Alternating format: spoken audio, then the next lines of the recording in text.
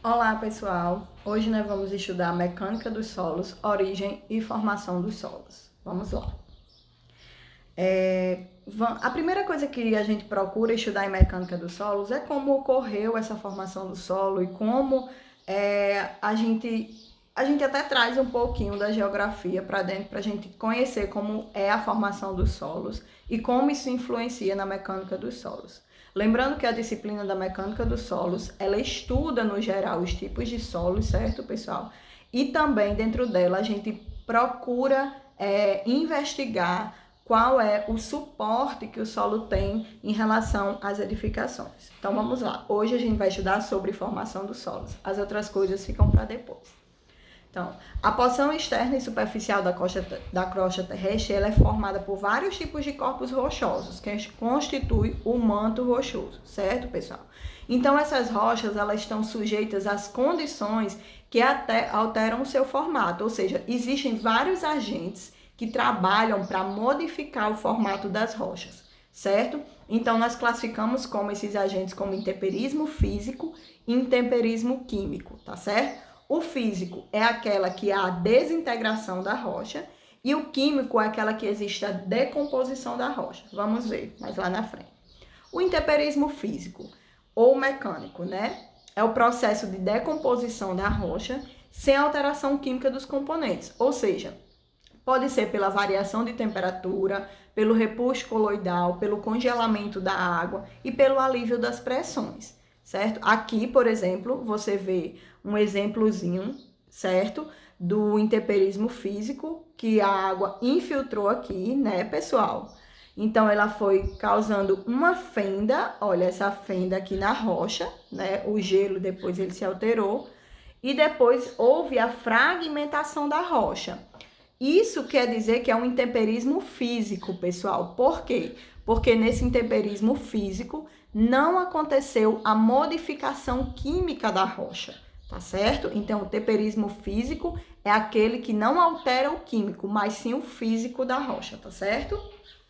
E o intemperismo químico é um processo de decomposição da rocha, onde vários processos químicos alteram, solubilizam e depositam os materiais na rocha, certo? Transformando em quê? Em solo. Ou seja, eu tenho uma rocha sã, uma pedra lá bem bonitinha, e quando acontece, né, por hidrólise, por hidratação, por oxidação ou carbonatação, esses tipos de intemperismo, a rocha ela, às vezes se desfarela e ela se transforma em solo. Então, isso quer dizer que a rocha passou por um processo químico, pelo intemperismo químico. Por quê? Porque ela foi modificando, né? Ela modificou o seu estado natural, ou seja, teve um tipo de decomposição, certo? Então, houve a alteração na constituição mineralógica daquela rocha, certo? E gerou o quê? Originando solos com as suas características próprias. A argila, ela vem de um tipo de rocha, certo, pessoal? A areia vem do tipo de rocha. Então, a gente tem que entender que passou por um processo químico para chegar até o estado que ela está hoje, tá bom?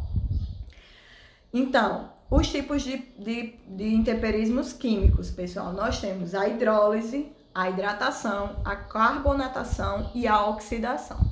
A hidrólise, que é o mais importante, pois leva à destruição dos silicatos da rocha.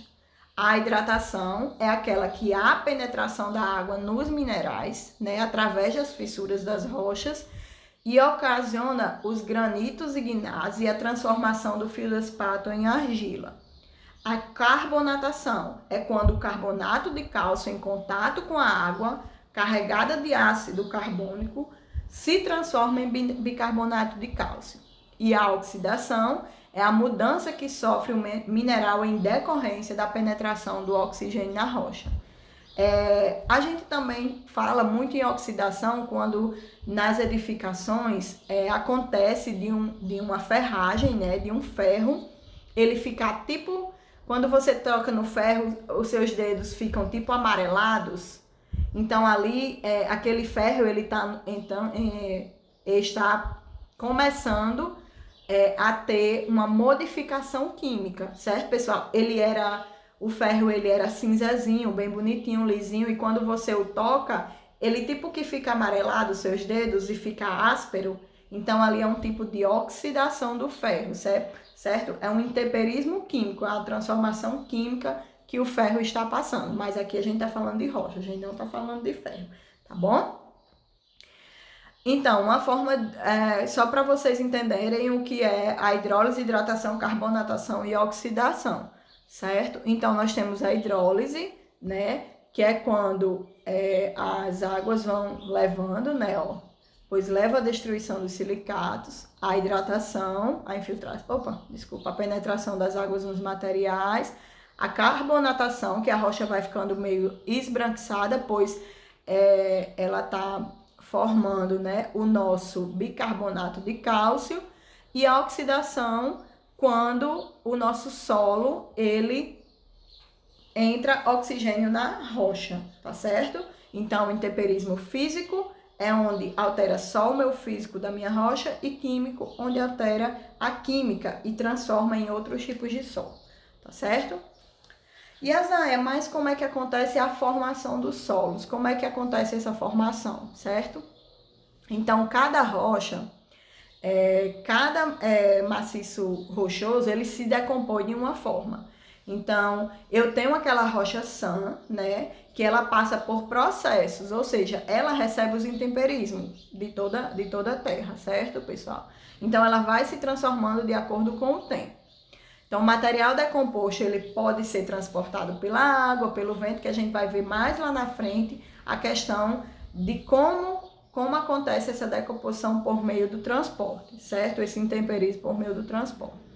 E os fatores mais importantes para a formação do solo ação de organismos vivos, que aí é intemperismo químico.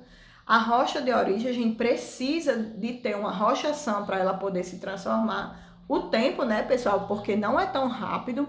Vocês têm que entender que o intemperismo, ele precisa de longos e longos anos, certo, pessoal? Para você entender e ver como acontece. E o clima e a inclinação do terreno, né, que é a topografia do terreno, porque às vezes o material da rocha, quando, por exemplo, vem uma grande chuva e leva esse material, essa questão da inclinação da rocha fez com que o material escoasse, entendeu? Então, por isso que é importante também ser analisado isso, tá bom? Então, como é que a gente classifica os solos quanto à origem, né? Então, nós podemos classificar em residuais, sedimentares ou transportados orgânicos. Vamos lá. O que são rochas, solos residuais, né?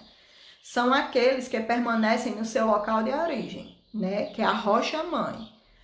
E a gente consegue visualizar, tipo como se fosse a transformação da rocha, na própria rocha, certo? Tem essa fotozinha aqui em cima, por exemplo. Essa aqui que você pode ver é um tipo de solo residual. Você percebe que aqui em cima ele tipo que é um solo orgânico e aqui ele vai mudando de cor, certo? O que são solos sedimentares ou transportados? São aqueles que sofrem, né, com a ação dos transportadores.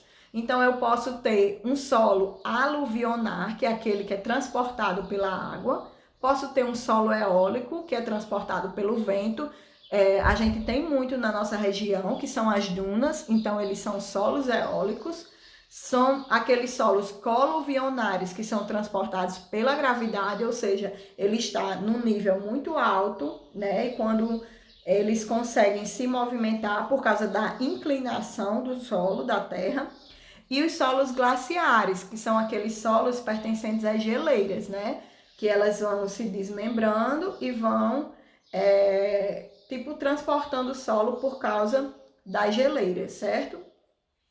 E nós temos, por último, o nosso solo orgânico, pessoal, que é originado da decomposição e do apodrecimento de matérias orgânicas, seja matéria vegetal, árvores ou animal, de animais, certo? Esses solos orgânicos, a gente deve deixar bem claro que eles são prejudiciais às nossas edificações.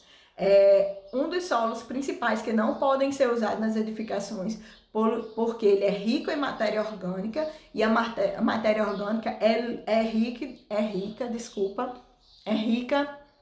em materiais que possuem alto índice de cálcio, certo, pessoal? E esses materiais, esses minerais, né, o cálcio que está presente nos solos orgânicos, eles prejudicam a edificação, né, trazendo, por exemplo, como vocês conhecem, salitre, né, o salitre, a umidade, né, para a questão da sua edificação, certo? Então, solos orgânicos de maneira alguma pode ser usado nas edificações, tá bom?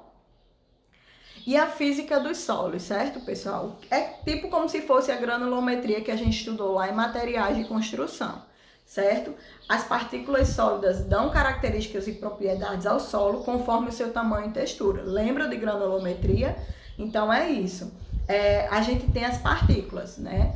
Então, as poligonais angulares, que elas são irregulares, como areia, siltes e pedregulhos, né? Tem até aqui um exemplo aqui embaixo, certo? Ó, a areia tem um formato e os pedregulhos têm outras, né? E as poligonais arredondadas. No caso, essa aqui de baixo, pessoal, é um seixo rolado, como vocês conhecem, como como é que chama? Pedra de lagoa, né? Pedra de rio, essas coisas. Então, elas possuem superfícies arredondadas devido ao seu transporte sofrido pela água, né? Dos rios. Então, elas são bem limpinhas e bem... tem umas que são bem redondinhas mesmo, né? Então, o seixo rolado é mais conhecido por essa parte, certo?